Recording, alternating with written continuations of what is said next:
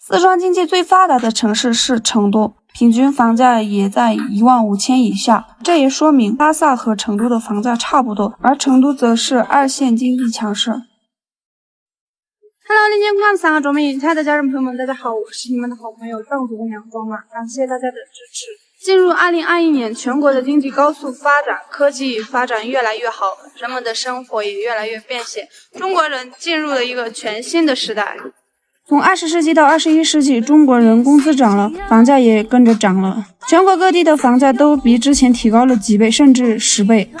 以上海为例，1995年时房价只有1000元一平米，到了00年也只有3000元一平米。我现在在西藏，正如大家所想，西藏是一个正在发展的地方。首府拉萨在城市分类中被称为5线城市，但是西藏各地的房价一点都不低，拉萨最贵的地方均价在1万元以上。日喀则、林芝、昌都、山南等西藏其他的城市房价均也都在8000到9000元之间。我有一位四川朋友，他的家乡是遂宁，遂宁的人口超过300万，市区人口超过60万。西藏总人口也是300多万左右，但是遂宁的房价均只有7000元左右。遂宁河东新区比拉萨整关区价格低，拉萨市区人口只有30万左右。四川经济最发达的城市是成都，平均房价也在15000以下，这也说明拉萨和成都的房价差不多，而成都则是二线经济强势。那么西藏的房价为什么这么贵呢？西藏的人都很有钱吗？今天这期视频呢，结合我自己的想法和大家说说原因。拉萨的第一个商业住宅叫做东郊安居小区，那时候是1996年，房价为800块钱一个平方。经过25年的发展，拉萨城关区房价平均为12000元左右。拉萨的房价一直在涨，影响房价的原因除了不良商人的炒房、通货膨胀，与人口流入也有很大的关系。一个地方如果人口一直流出，那么住房需求小于住房，那么房价一定会跌，说明拉萨这25年一直都有新的人口流入，而人口的经济活力的保障，而一个城市未来的发展必定需要人来实现，所以拉萨房价也不便宜，说明未来发展是越来越好的。拉萨一直都不属于一个工业商城，越来越多的人到拉萨是为了在新兴产业上做出一个规模。目前拉萨的房价平稳上涨，说明发展是平稳的，未来充满希望。在2021年的3月，国家明确未来5到15年的房价规划。房价市场过去是为了刺激经济，不过国家最新的策略把经济质量放在首位，增速则没有那么重要。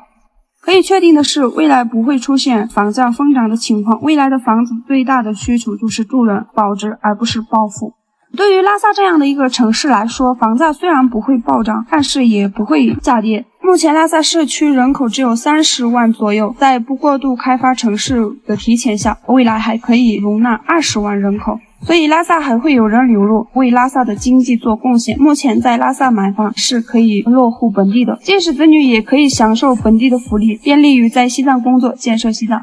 而发展的基础来源于川藏铁路的建设，通车后，四川成都到西藏拉萨用时不超过1天，会加深两地的联系。在这里定居，每天下班喝杯茶，第二天醒来享受阳光，在西藏生活是不急不躁。不过高原生活时间太长，对身体健康是有一定的影响，但不是绝对的。所以拉萨的房价为什么和成都差不多？以上是卓玛的理解，希望家乡可以越来越好，我们的生活也越来越富。好了，那么今天这期视频呢就到这里结束了，点个关注不迷路，我们下期视频再见。以我的家乡日喀则为例，从1994年到2021年，预计投资达到160亿元以上，援藏人员超过1500人。通过兄弟省份和西藏日喀则的人的努力，1994年5.9亿元的 GDP 变成了2020年的279.49亿元。Hello， 大家好，三个卓美彩的家人朋友们，大家好，我是卓玛，感谢大家的支持。我现在在林芝市区，我后面的这座桥过去呢，就到我们的学校。因为我们是大四即将毕业的，所以比起学弟学妹，我们返校的时间都晚一点。大家可以看到，我后面山上有好多的树木，但这个呢，并不是我想表达的重点。重点是山上的输电塔，沿着这些山，输电塔跨越上千公里，把电送到需要人的那里。之前呢，在视频中说过，西藏各地都有援建的省份。西藏位于我国西南部，由于处在高原，平均海拔3000米以上，所以不属于经济发达的地区。我国东部和南部经济发达，为了全国均衡发展，所以全国的兄弟省份都发动各自的力量，推动西藏经济发展。比如我上学的林芝就是由广东负责援建，我的家乡日喀则是由上海、山东、黑龙江、吉林4个省市以及宝物集团和中华集团2家公司负责，拉萨则是由北京、江苏负责。对于西藏援建的兄弟省份达到17个。除了投资，每年也会有援藏的人员以及大学毕业的志愿者来西藏工作。以我的家乡日喀则为例，从1994年到2021年，预计投资达到160亿元以上，援藏人员超过1500人。通过兄弟省份和西藏日喀则人的努力，1994年5.9亿元的 GDP 变成了2020年的279.49亿元。除此之外，农牧民人均年收入超过了9000元，日喀则的医疗、交通都达到了极大的发展。西藏发展这么好，除了我们每个人的努力，更离不开兄弟省份的帮助，所以一定要说声谢谢。但是西藏也有帮助其他省份的时候，就是山上的输电塔。之前通过卓玛的视频，外乡的朋友一致认为西藏是缺水的地方，实际情况完全相反。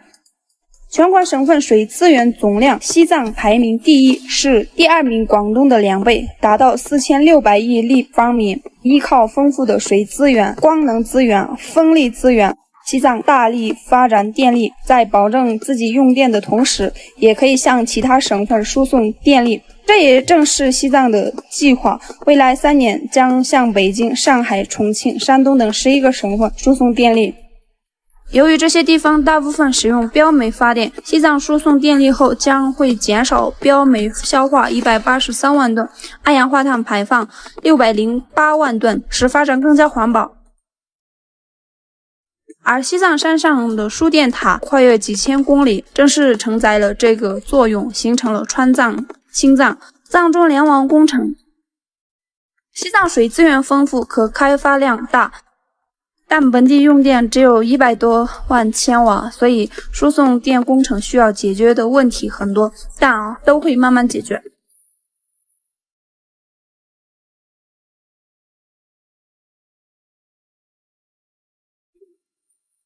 这是一个巨大的工程，意思就是把西藏的电送到了外地。这些材料呢，都是工人们一一搬上去的，还是挺辛苦。除此之外，西藏还向我国各省输送粮食。虽然西藏的粮食产能只有100万吨，日喀则产量占西藏的40%，但西藏人口只有300多万，剩余的粮食都会输送，这也算是出力帮助各省份的发展。卓玛觉得，我国之所以发展迅速，正是因为团结一致，各地都是以互帮互助的精神做事，富裕的地区帮助待发展地区，而待发展地区也可以帮助富裕地区。凭借人们勤奋的双手，我国各地未来会均衡发展，变得越来越好。好了，那么今天这期视频呢，就到这里结束了。点个关注不迷路，我们下期视频再见。西藏的发展也会越来越好，我们年轻人一定要努力学习，未来用科学和技术来发展家乡，加油，年轻即未来。